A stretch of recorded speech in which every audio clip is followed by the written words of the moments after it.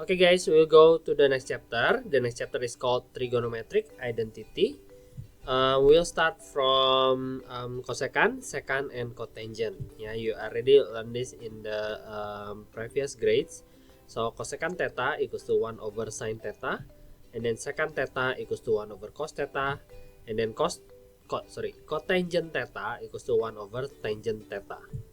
And then for the trigonometric identities, we have the basic one, sine square theta plus cos square theta equals to 1. And then 1 plus tangent square theta equals to secant square theta. And then 1 plus cotangent square theta equals to cosecant square theta. And then the others is tan theta equals to sine theta over cos theta. And also cotangent theta equals to cos theta over sine theta.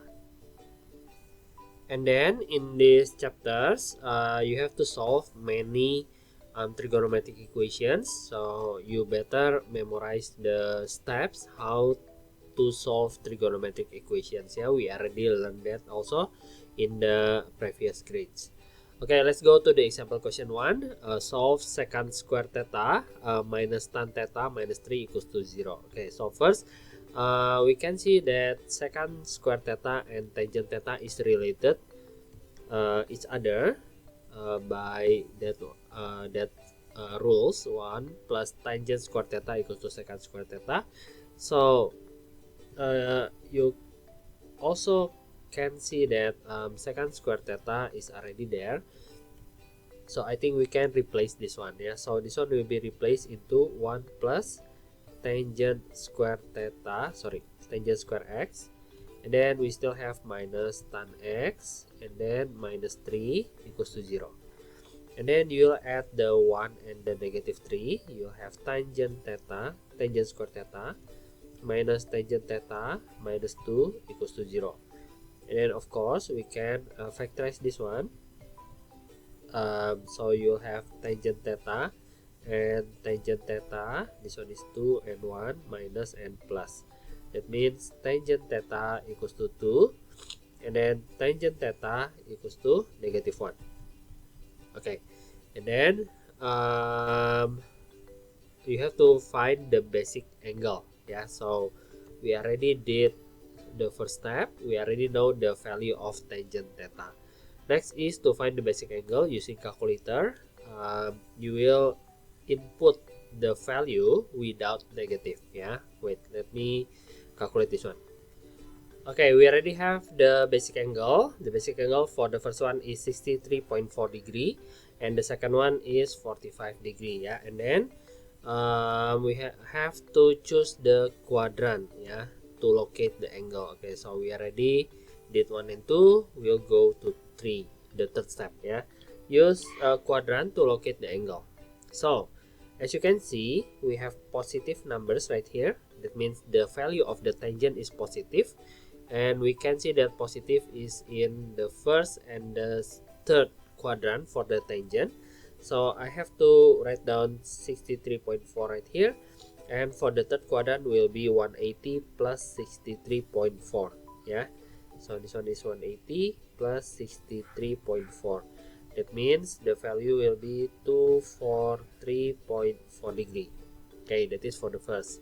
The second is negative. We have tangent x equals to negative 1. That means we have to choose the negative quadrant for the tangent. That means 2 and 4.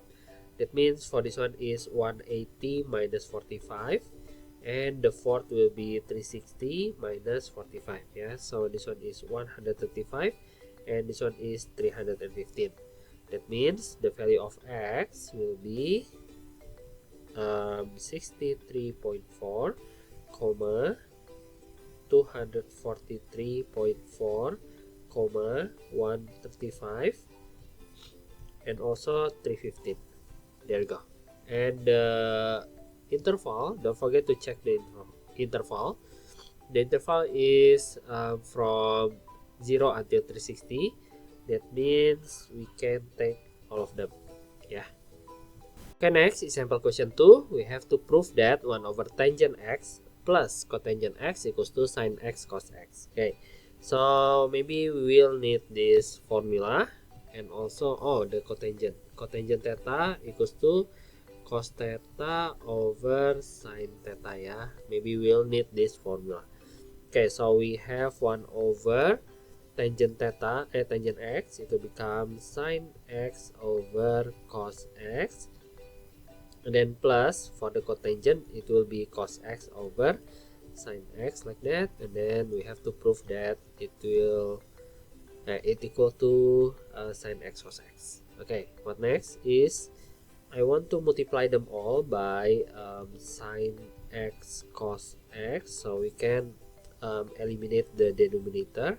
Yeah, so times them all by sin x cos x, like this. Yeah, times it by sin x cos x. Okay, so for the top part I will have sin x cos x, and then for the bottom part I will have, for this one, sin x over cos x times sin x cos x.